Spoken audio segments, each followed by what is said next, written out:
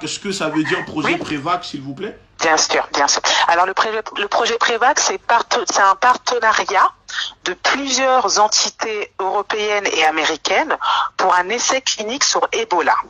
D'accord. Donc dans ce consortium, il y avait les Américains qui ont financé en grande majorité l'étude. Donc les Américains sont représentés par ce qu'on appelle le NIH pour National Institute of Health. C'est l'Institut national de santé américaine, donc c'est le gouvernement américain directement. De l'autre côté, vous avez le gouvernement français avec l'INSERM pour Institut national de santé et de recherche médicale. Les coupables, ceux qui ont trompé tout le monde, qui ont menti à tout le monde. Ensuite, vous avez la London School qui était également présente. Et vous avez l'ONG Alima qui est en grande majorité représentée par des Africains qui était également présente. D'accord. Donc, toutes ces personnes-là ont décidé de mener un essai clinique en Afrique et comme les Américains et les Européens et les Anglais n'ont jamais mené d'essai clinique en Afrique, ils ont demandé à Alima de déployer, donc c'est-à-dire ils ont demandé à Alima d'embaucher du personnel africain et expatrié européen pour venir mettre en place l'essai clinique, car en Guinée, le personnel, soi-disant selon eux, n'était pas assez formé, ce qui est quelque part un peu vrai. Mais ça, ils auraient pu le corriger après. Donc, on avait plusieurs entités qui étaient présentes sur le territoire et c'était l'INSERM qui était en charge de faire respecter ce qu'on appelle un essai clinique. C'est un mot que vous entendez régulièrement depuis les médias, mais est-ce que vous savez vraiment qu'est-ce que c'est un essai clinique? Un essai clinique, on va prendre un produit qui peut être un vaccin, un médicament, un dispositif implantable comme par exemple pour les gens qui entendent mal, ou par exemple les gens qui mettent des prothèses.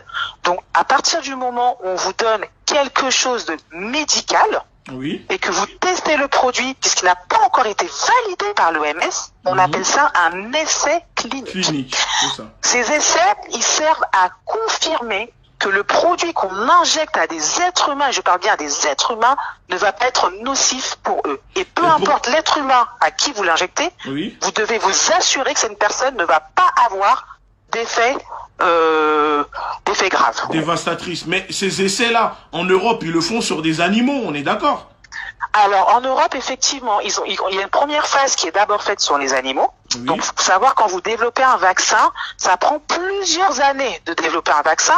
Or, pour Ebola, ils ont développé un vaccin très rapidement, ce que j'ai trouvé très bizarre. Et d'ailleurs, moi, excuse-moi de te couper, c'est Dr Mayembe qui est à la tête de ce projet que nous, au mois de juillet 2019, on avait dénoncé Dr Mayembe. On avait fait un article en dénonçant Dr Mayembe parce que ce que les gens ne savent pas, il n'est pas l'auteur de ce vaccin. Le brevet appartient à des Américains et des Canadiens. Ça veut dire quand vous tapez le nom de ce brevet, contrairement à ce qu'ils nous ont fait, ils ont fait croire à la population africaine, n'appartient pas à Dr Mayembe. Dr Mayembe n'est qu'un employé des Américains que moi j'appelle un pion, d'accord, des Américains. Merci beaucoup. Exactement, exactement.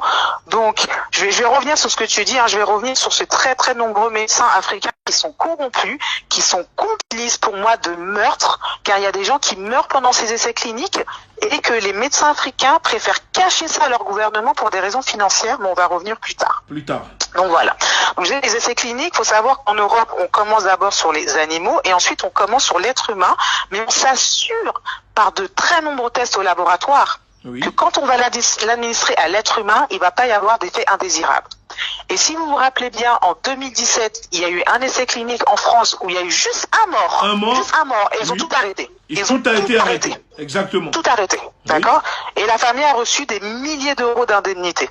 Exactement. Le laboratoire fermé même. Voilà. Le Biotrial, exactement. C'était la société Biotrial que je connais très bien puisque j'ai également travaillé avec eux sur les essais cliniques. D'accord.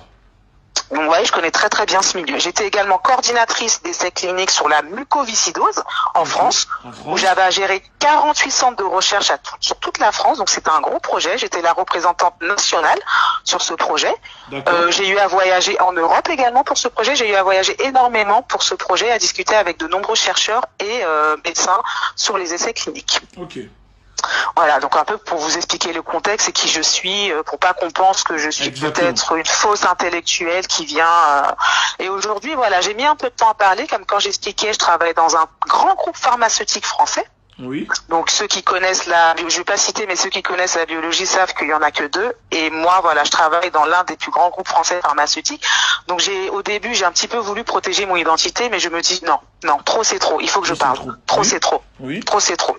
Mon employeur, j'espère, comprendra que ma démarche n'est pas de nuire au monde de la pharmaceutique ou des essais cliniques, mais de faire respecter les droits des Africains. C'est ça. Et surtout en Afrique. Surtout je veux qu'on respecte. Exactement. J'aurais pu me trouver en Inde, au Brésil, au Japon, en Chine, j'aurais réagi de la même manière. Oui. C'est des êtres humains, et la déclaration d'Helsinki de juin 1964, bien avant que toi et moi on soit nés, hein, oui, bien avant, protégeait déjà toute personne se prêtant à la recherche clinique sans distinction géographique de race ou de couleur.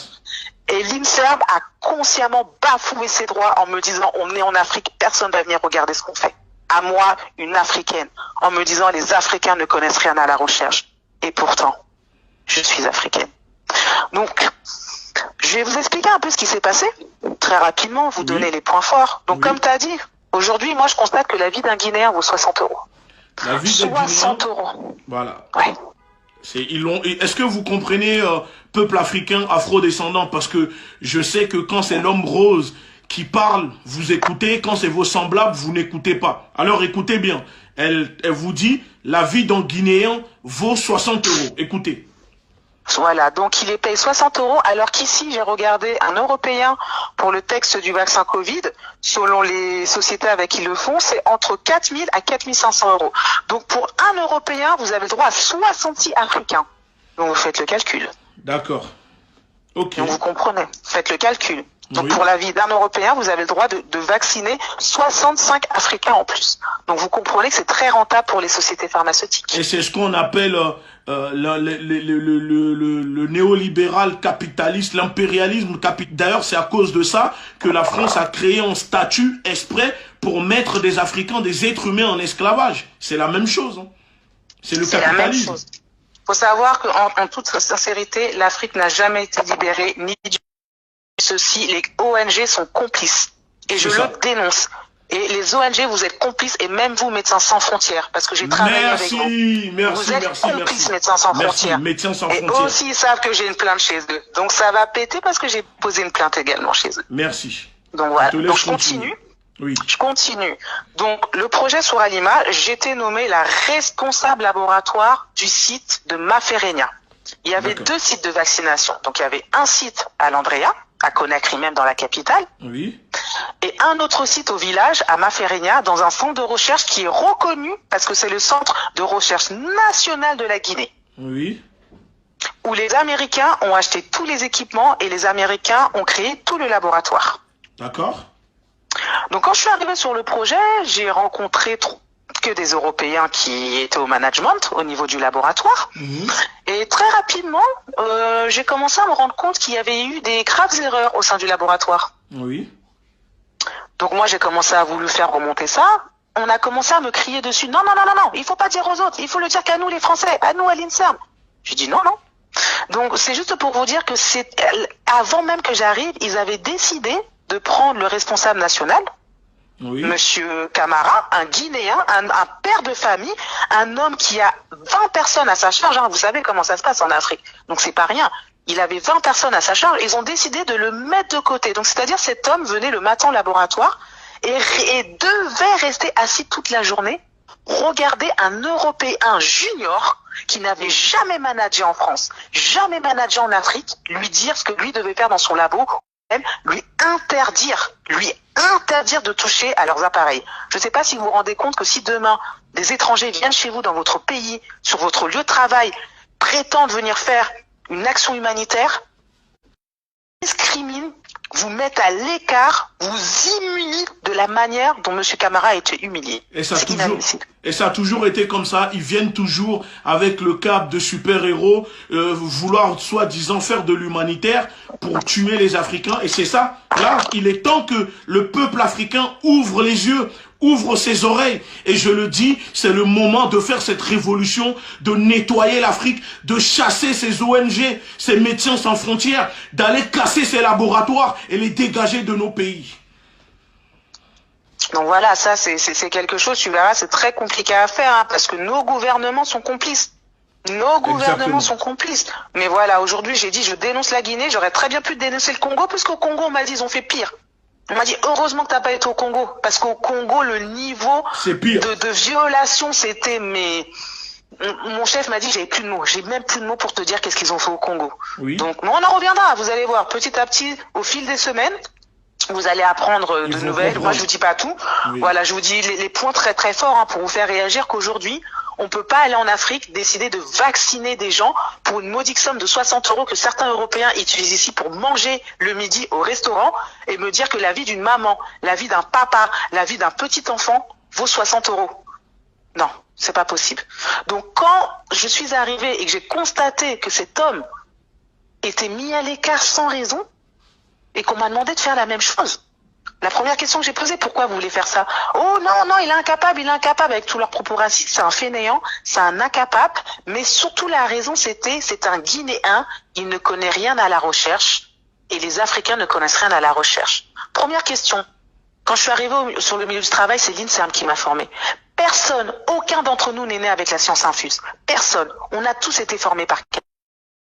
Et moi-même, j'ai été formée par l'INSERM. Et je remercie l'INSERM de m'avoir formée. Donc ça n'a rien à voir avec le fait d'être guinéen, français, italien, américain. C'est le fait que quand on vous montre une nouvelle technique de travail, avec de nouveaux appareils, comme toute personne, on doit vous former, n'est-ce On doit pas? nous former, exactement. C'est On comme est si d'accord. demain tu as l'iPhone 17 et tu n'as jamais Exactement. touché à l'iPhone, tu peux pas connaître. Exactement, exactement. Donc on forme les gens, mais comme ils avaient envoyé des profils juniors, qu'ils avaient recrutés par copinage, parce que ça aussi, il faut que je vous dise, le recrutement, il s'est pas fait comme un recrutement classique, ils ont publié l'offre, non, ils se sont appelés entre eux. Il y a une nouvelle mission en Afrique, il y a un super poste là, tu le veux pas? Ah, j'arrive. Le pire, c'est qu'ils s'en vantaient devant moi. Ouais, c'est un tel qui m'a recruté, c'est un tel qui m'a recruté. Des zéros quand je vous dis. Ils étaient nuls, incapables d'écrire correctement le français. On les a mis chefs de projet, on les a mis coordinateurs cliniques, on les a mis pharmaciens. Ok. Ça, c'est un point encore, c'est un point. Maintenant, revenons-en au fait. J'arrive au laboratoire, on me dit non, tu dois écarter Daouda Camara. J'ai dit non. J'ai dit je ne ferai pas ça. Camara. Oui. Je ne ferai pas ça, Daouda Camara, je ne ferai pas. On m'a menacé, on m'a harcelé, on m'a dit tu formes pas les Africains. Si tu les formes, tu vas voir. J'ai dit je m'en fous, je vais former les Africains. Je vais les former parce que je crois en eux. J'ai fait, moi, une évaluation de leurs compétences. Et je peux vous jurer que M. Daouda Camara a bien plus les capacités intellectuelles que vous tous réunis pour diriger ce laboratoire. Et je vais vous le prouver. Oui. D'ailleurs, si on retire les étrangers, les Noirs, les Africains, les Arabes à la science française n'existerait plus. Bah, les Arabes ont inventé les mathématiques, on est bien d'accord. Le début de beaucoup de sciences.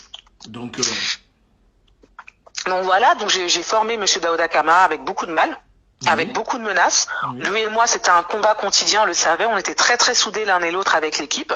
Il se passait pas quelque chose sans que lui vienne me dire ou moi je lui dise. On s'est soutenu dans l'équipe. J'ai eu également le soutien de mon chef de mission, Dr Billy Chivaera, un Congolais de Goma.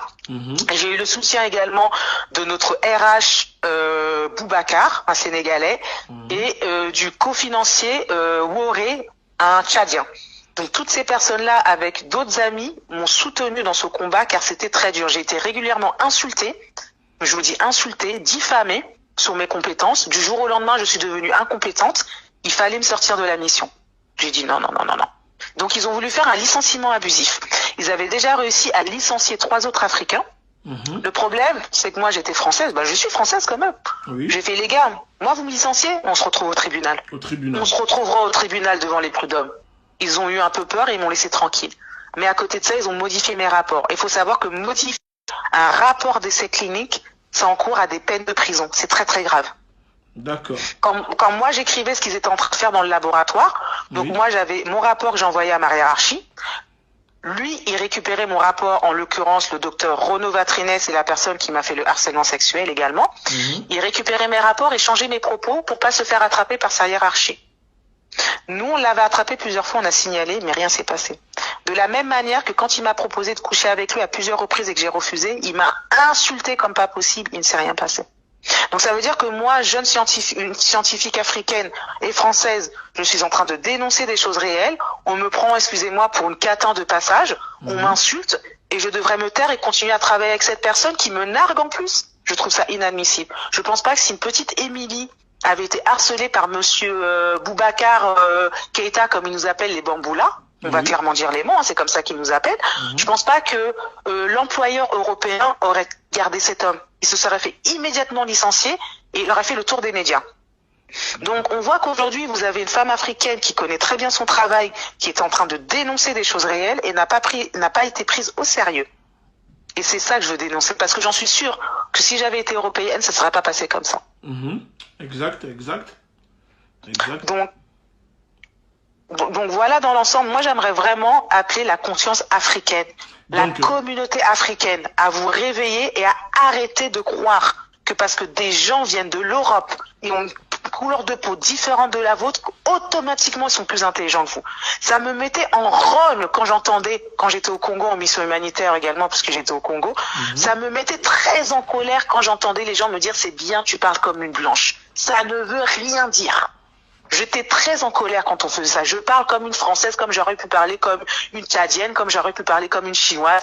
Ça n'a rien à voir avec le fait d'une couleur de peau. Et qu'on me dit, toi, tu es intelligente, tu parles comme les Blancs. Ça n'a rien à voir, s'il vous plaît. Ça n'a rien à voir. Mon intelligence n'a rien à voir avec une couleur de peau.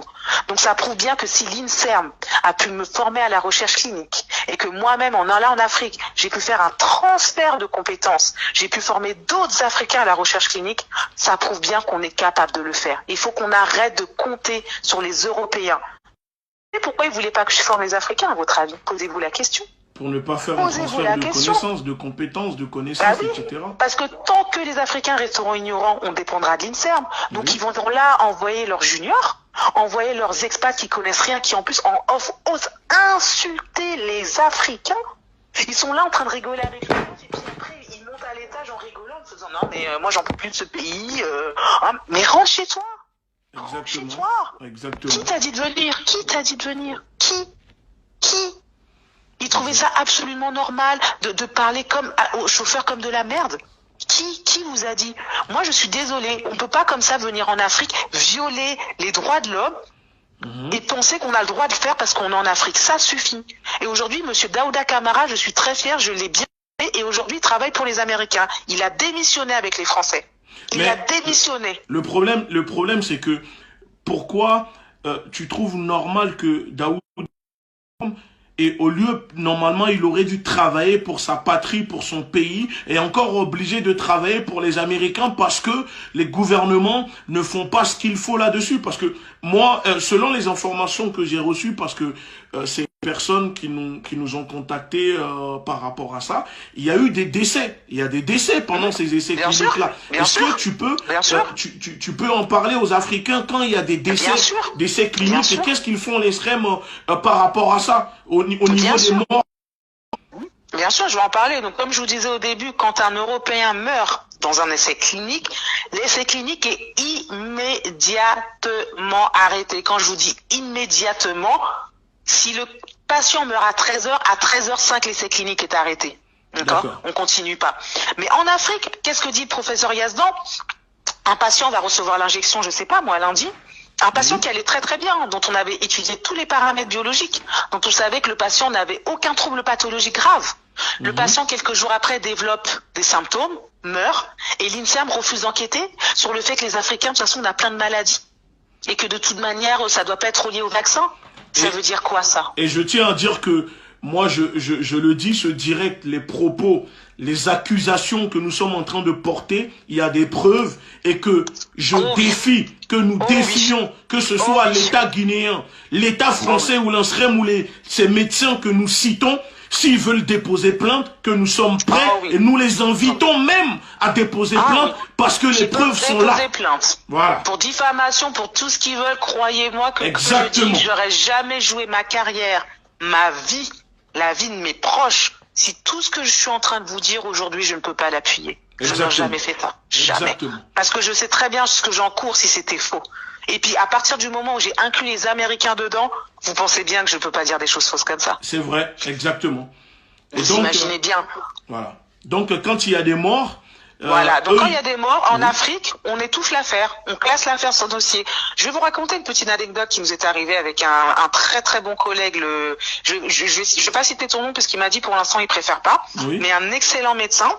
Il y avait un enfant qui avait développé des symptômes très très graves suite à la vaccination. Toujours en Guinée. Toujours en Guinée, toujours. Okay. Ce que je vous dis, c'est toujours en Guinée. Le cas du Congo, je laisserai une autre personne vous en parler. On gère déjà ça avec Jérôme Mouniangui. Là, on parle de Guinée. Voilà. Voilà, moi, on parle de la Guinée. Je pense que voilà, d'autres personnes qui étaient en Guinée, qui sont parties au Congo, vont témoigner. Mais je me concentre sur la Guinée. Donc, avec ce collègue médecin, on savait très bien comment l'INSERM trafiquait les dossiers et refusait qu'on enquête quand il y avait des décès. M'a dit, je pense que l'enfant a dû avoir un problème avec son foie. Parce que déjà, dès la deuxième visite, donc faut savoir qu'après la vaccination, on faisait un prélèvement de sang pour pouvoir étudier ce qu'on appelle des paramètres biologiques. Donc, c'est-à-dire, par exemple, regarder votre taux de fer. Pas de fer, votre taux d'hémoglobine. Regardez vos globules blancs. Donc, on regarde dans votre sang si le vaccin n'a pas provoqué une modification importante. D'accord. Donc voilà, pour être très simple, pour ceux qui connaissent pas la biologie, on va prendre votre sang et au laboratoire, on va faire des analyses pour s'assurer que le vaccin n'a pas provoqué de désordre dans votre corps. Et pour cet enfant, on s'est rendu compte qu'il y avait eu une explosion d'une enzyme hépatique qui peut conduire au décès. D'accord. Une enzyme hépatique, c'est un élément que produit le foie. Sur un enfant de quel âge? Sur un enfant. De quel âge? Alors, je me rappelle plus trop de l'âge de cet enfant. Je crois que c'est une dizaine d'années. Il faudrait que je demande la confirmation. Mais je sais qu'il y a eu plusieurs enfants. C'est pas le seul enfant qui est mort durant l'étude. Il y a eu plusieurs enfants. Il y a eu plusieurs adultes, plusieurs mamans, plusieurs papas. Mais cet enfant-là, je m'en rappelle particulièrement parce que quand on a voulu pousser l'enquête plus loin avec mon collègue, ils nous ont retiré le dossier des mains. D'accord. Et interdit à mon collègue de travailler dessus. De la même manière qu'un autre mineur est mort sur l'étude, et heureusement que ma collègue, je peux citer son nom, le docteur Rita, est venu me trouver pédiatre pour me dire, regarde ce qui s'est passé. Moi, j'ai dit, oh là là, l'INSERM ne voulait pas que notre chef de mission soit au courant. L'INSERM a essayé de cacher ce décès aux autres partenaires. Et moi, j'ai dit, s'ils essaient de cacher ce décès, c'est qu'ils ont fait une grosse connerie. Et c'est pas qu'ils veulent cacher ça. Et je l'ai incité à aller dénoncer ça au chef de mission, c'est ce qu'elle a fait. Et le chef de mission a réagi très très fort. On ne peut pas avoir un décès dans un essai clinique et ne pas le signaler au gouvernement et aux institutions qui régulent les décès. Mais pourtant, le gouvernement français qui finance l'INSERM, parce que c'est un truc gouvernemental, la France elle-même, elle tue les Africains. Donc c'est normal que ce comportement-là, nous, en tant qu'activistes, je ne suis pas étonné de savoir que les Français, voilà, c'est ce qu'ils font. Et donc la vérité va se savoir. Il est temps, et c'est pour ça que moi, nous sommes en train de nous battre, et c'est pour ça que je te donne la parole pour que tu puisses parler et alerter enfin, parce que les médias ne nous donnent pas la parole. Donc on va utiliser nos propres réseaux sociaux, les médias, les personnes qui nous suivent pour propager le message. Tu as tout à fait raison. Faut savoir, j'ai contacté plusieurs médias, aussi bien africains qu'européens.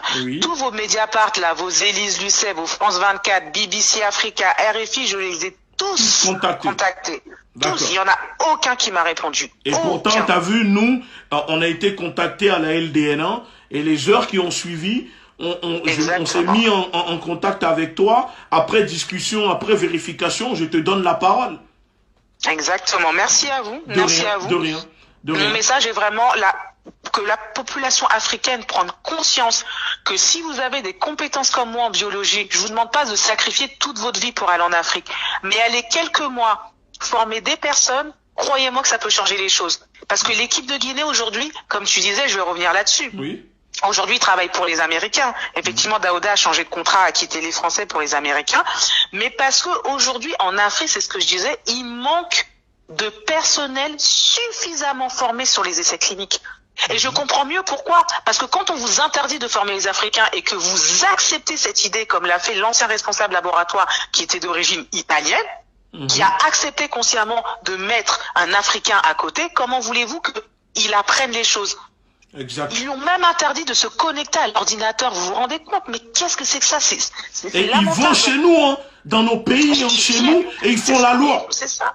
Et ils m'ont crié dessus. Ils m'ont dit, tu n'as pas à former les Africains. On t'interdit de former les Africains. Et ça a été tout au long de mon contrat. Et c'est pour vous dire, quand j'ai quitté la mission, ils ont organisé le recrutement de mon remplaçant sans en parler à ma hiérarchie. C'est pour vous dire à quel point ces gens-là étaient déterminés à faire du tort à la Guinée.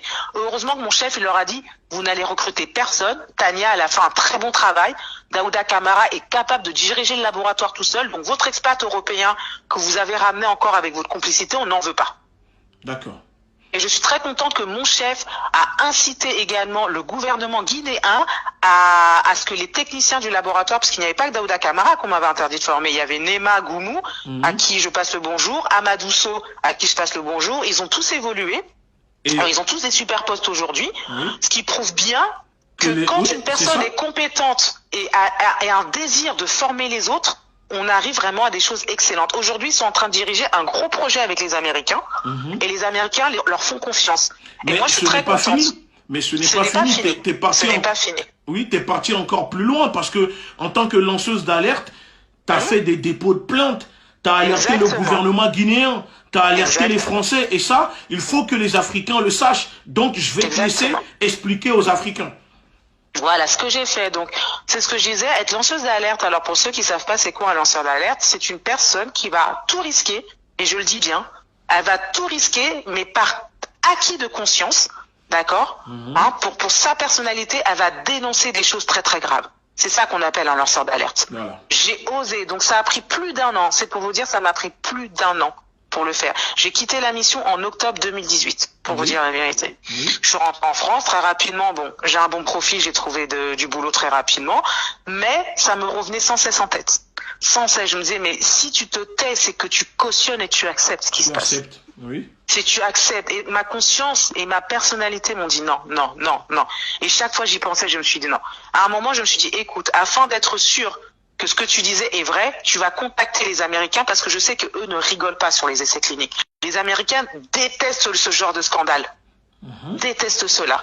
Donc j'ai écrit à la plus haute institution juridique au monde, et je dis pas que aux États-Unis, parce que la FDA, qui est la Food and Drug Administration, donc c'est pour tous les médicaments qu'on va administrer aux êtres humains durant les essais cliniques, régule la plupart des essais cliniques dans le monde. Et quand vous voulez vous plaindre de violation d'essais cliniques au niveau international, il faut les contacter. Ça, c'est quelque chose que les Africains doivent savoir. Quel type d'organisation vous devez contacter? Car j'en suis sûre que je ne suis pas la seule à avoir vécu ce genre de choses-là sur les essais cliniques en Afrique. J'ai un collègue qui a été licencié, il faisait le même boulot que moi sur l'essai clinique en Sierra Leone, Kenneth, un responsable laboratoire d'origine kenyane, ils l'ont licencié de la même manière que moi, car il refusait de faire ce qu'il lui disait de faire. D'accord. Et ils ont réussi à le licencier parce que malheureusement, comme il était de nationalité kenyane, et vous savez bien qu'un gouvernement africain ne va jamais défendre, va jamais défendre son employé face à des Européens, ils l'ont licencié de manière abusive. Donc c'est pour vous dire, ils sont déterminés à nous faire taire. Donc voilà un peu pour vous expliquer la FDA. Donc je leur ai dit, bah voilà FDA les Américains, voilà ce qui s'est passé durant l'essai clinique. Il leur a fallu 48 heures pour revenir vers moi, pour me dire, ok mademoiselle, on ouvre l'enquête.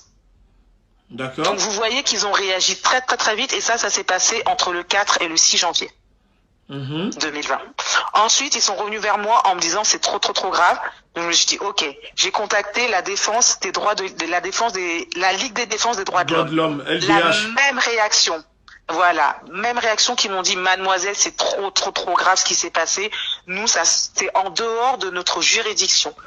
Donc c'est-à-dire que les faits étaient tellement graves, ça les a dépassés, qui m'ont dit faut aller contacter le procureur de la République. Ça, c'est trop grave, mademoiselle. C'est ce que j'ai fait. Ensuite, j'aurais envoyé une copie de ma plainte pour bien leur montrer ce que j'ai fait. Ensuite, ils m'ont dit, il va falloir vous contacter également l'ANSM. L'ANSM, c'est l'Agence nationale de santé et du médicament pour la France. Donc, c'est également eux qui régulent les médicaments, les vaccins, tout ça. Voilà, exactement. Donc, eux ont pris mon mail comme une blague. Ils m'ont pas pris au sérieux. En me disant que ça se passe en Afrique, vous pouvez rien faire pour moi. J'ai dit, ah bon, comme ça se passe en Afrique, vous pouvez faire rien pour moi? J'ai dit, d'accord. J'ai fait, croyez-moi que je connais bien la recherche clinique. Je suis montée beaucoup plus haut. J'ai dit, je vais taper au niveau européen. Donc, j'ai contacté l'Agence européenne de médecine, qui, comme la FDA, j'ai vraiment affaire à des vrais professionnels et pas à des amateurs comme la NSM. Je me rappelle très bien, j'ai passé mon coup de fil, il était 13h07. La personne n'était pas à son bureau. À 13h15, elle m'a rappelé tout de suite. Elle m'a dit, mademoiselle, je vais vous écouter. Qu'est-ce qui s'est passé? Et on a passé 30 minutes au téléphone. Elle m'a dit, on prend l'affaire au sérieux. 1 heure après, je recevais la personne à qui on avait attribué le dossier, à qui on m'a dit, désormais, ça sera la personne à qui vous allez traiter cette affaire. En parallèle, je me suis plaint également au niveau européen que l'ANSM n'a pas pris ma plainte au sérieux. Ils m'ont dit très bien, envoyez-nous le mail de la personne qui vous a refusé ça, ça, ça. Bizarrement, 48 heures plus tard, la NSM me renvoie un mail en me disant, mademoiselle, on est prêt à vous écouter. Donc vous voyez, Africains, que quand vous connaissez pas vos droits, quand vous connaissez pas les institutions vers qui vous tournez, vous pouvez très vite vous faire berner. Si j'étais pas une fille teigneuse, hargneuse et qui sait exactement qui aller trouver, je me serais arrêtée à la NSM. Et l'histoire, elle serait arrêtée là, tout simplement. Mais je me suis dit non, non. Après ce que les Américains m'ont dit, il est hors de question que je m'arrête là. Parce que si les Américains ont dit que c'est grave et m'ont confirmé que l'enquête, elle a été ouverte, c'est que c'est grave. Que l'ANSM, qui représente la France, a bien compris que c'était une fonction, une institution française, parce que l'ANSM est également une institution française, je pense qu'ils ont voulu se protéger entre eux. Oui, c'est ça, exactement. Moi, je le dis, je suis désolée. La NSM aurait beau me dire, non, que c'est pas une question de nationalité, vous avez voulu vous protéger entre vous. Parce que vous ne pouvez pas me dire qu'il y a eu des décès sur cet essai clinique et oser m'écrire par email que comme ça concerne l'Afrique, ça ne vous concerne pas. Je vous rappelle que c'est des Français qui ont commis ces crimes-là. C'est des crimes, hein, c'est des crimes contre l'humanité. Hein. C'est pas, c'est là, on parle pas de... Oui, c'est ça. C'est des médecins, c'est des médecins qui vont en Afrique sous prétexte d'aider les Africains, sous prétexte de faire de l'humanitaire, tuent des Africains, font vacciner des Africains avec des vaccins qui provoquent, qui tuent des Africains. Donc ce n'est pas de la rigolade. Là, on parle de meurtre. Pas de la rigolade. On parle de meurtre. Et je vais même rajouter quelque chose que tu me dis, je viens de penser. Moi là, je suis pas en train de tout vous dévoiler. Hein. J'ai mes collègues qui m'ont dit, nous, on a d'autres révélations à faire. Parce que quand je vous dis qu'ils ont fait n'importe quoi sur l'étude à tout niveau, moi là, ce dont je vous parle, c'est qu'au niveau du laboratoire. Mais il y avait plusieurs départements. Il y avait la salle de vaccination. Il y avait la salle des suivis des malades. Et vous, quand vous allez entendre mes collègues, je pense que l'Africain, et j'espère de tout cœur, va prendre conscience que tant que vous passerez votre temps à regarder vos dombolos et vos vidéos sur Facebook, c'est comme ça que des étrangers viendront dans vos propres pays tuer vos mamans, vos papas et vos enfants. C'est le temps aujourd'hui avec Internet d'aller se cultiver sur les sites de l'ANSM ou de la FDA. C'est le temps quand vous avez un peu de temps libre d'aller regarder les régulations. Moi, combien de fois j'ai vu leur temps sur Facebook et les Instagram au lieu d'aller regarder un petit peu ce qui se passe. Et voilà, je voulais te dire, pour en revenir aux médecins, il faut savoir que Médecins sans frontières et toutes ces ONG, c'est des criminels. Des médecins qui ne sont pas formés, qui n'ont pas leur diplôme de médecine en France et qui viennent exercer la médecine de manière illégale en Afrique. En se formant, ils vont faire des tests. Moi, je les appelle les docteurs Mungele. Je les surnomme comme ça. C'est des criminels. Le truc formé par Kouchner, là. L'homme qui dépose les sacs de riz sur l'épaule, qui vont en Somalie, qui se met en sauveur. C'est des criminels. Je suis désolé. C'est des criminels, les médecins sans frontières. MSF, d'un côté, ils agissent, c'est vrai, sur la population, ils aident beaucoup. Mais d'un autre côté, je suis désolé MSF. Hein. Même si c'est pas toutes les missions, même si c'est pas toutes les sections d'MSF, moi je dénonce. J'ai vu des choses au Nigeria qui m'ont pas plu du tout. Mais pas plus du tout au Nigeria. Quand j'entends qu'un médecin chirurgien me dit « Je n'ai jamais opéré dans mon pays, je suis venu ici en Afrique pour me faire la main sur les femmes nigériennes », c'est inadmissible, Médecins sans frontières, que vous envoyez des médecins comme ça. Et qu'elle ose me dire « Après, je vais retourner dans mon pays, tranquillement, aller exercer là-bas ». C'est inadmissible. Donc on vient charcuter les femmes en Afrique, donc on nous envoie des médecins qui n'ont même pas encore leur diplôme ici en France, qui viennent s'exercer là-bas comme des cobayes, hein, tout simplement. Oui, on est des cobayes au rabais. Et elle est sans gêne. Elle est sans gêne, elle ose me le dire. Elle me dit oui, je suis venue ici pour atteindre mon quota de césarienne et ensuite je retourne chez moi. Sans gêne. C'était normal pour elle. Et ses autres collègues du pays dont ils venaient, parce que c'est un pays en particulier avec qui Médecins sans frontières a souvent des expats de ce pays qui doivent avoir un certain nombre de césariennes dans leur dossier pour exercer dans leur pays. Donc ils viennent tous se former en Afrique. Parce que comme ils disent, hein, les femmes africaines, elles accouchent comme des bonbons. Hein. Vous savez, comme eux, les femmes africaines, elles passent leur temps à faire des enfants. C'est vrai qu'elles font que ça. Elles font que ça, les femmes africaines. Non, je suis pas d'accord. La femme africaine est une femme forte. Elle se lève le matin, elle va puiser de l'eau, elle doit cuisiner, elle doit travailler. Donc arrêtez de croire que la femme africaine est juste là pour faire des gosses. Et vous nous envoyez des charcuteurs, je le dis, des charcutiers, excusez-moi, des charcutiers, pour venir charcuter les femmes nigériennes. J'ai un médecin américain qui un jour était très en colère contre un médecin français qui avait fait une erreur médicale grave sur une patiente. Il avait mal opéré la patiente. Durant l'opération, il lui avait coupé la vessie. Je le dis. Il lui a coupé la vessie à cette patiente. Et ce médecin américain était furieux en disant comment un médecin français a pu faire ça et on a laissé ça passer. D'accord. Donc, j'ai beaucoup à dire. Donc, je te remercie. Je dis pas tout parce que Oui. on va garder un petit peu. On va garder un petit peu parce que on est en train de préparer un dossier avec d'autres scientifiques africains Exactement. indépendants. Parce que l'objectif, c'est bien de dénoncer, mais là, c'est aussi aller devant la justice, ramener ces personnes Exactement. avec les preuves que nous sommes en train de collecter un peu partout. C'est pour ça que moi, en tant qu'activiste, c'est pour ça que j'invite les frères et sœurs qui sont à l'intérieur de ces choses. C'est le moment maintenant de vous révéler. On a besoin de vous Exactement. pour maintenant traduire ces personnes devant, collecter des Exactement. preuves. Faites comme la sœur, elle a fait, collecter des preuves au maximum. C'est le moment Exactement. de leur montrer que les Africains, nous sommes pas si bêtes qu'ils le pensent. Nous sommes pas bêtes. On est plus, on ne le dit pas, mais moi je le dis, on est plus intelligent qu'eux. Et je le dis tout le temps, nous sommes vos parents, vous êtes nos enfants. Donc, n'essayez pas de croire